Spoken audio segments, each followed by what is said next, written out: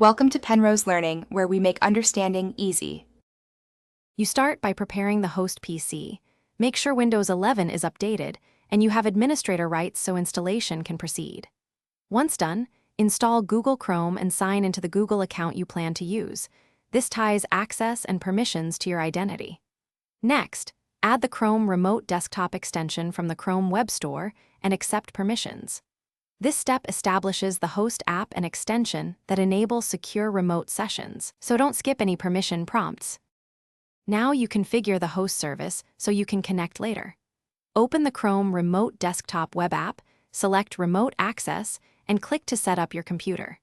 Install the native host installer when prompted and grant any system-level permissions.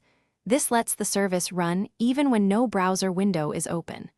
Then create a secure PIN of 6 or more digits for unattended access. Make sure to store the PIN securely, because it's the key that authenticates future remote sessions.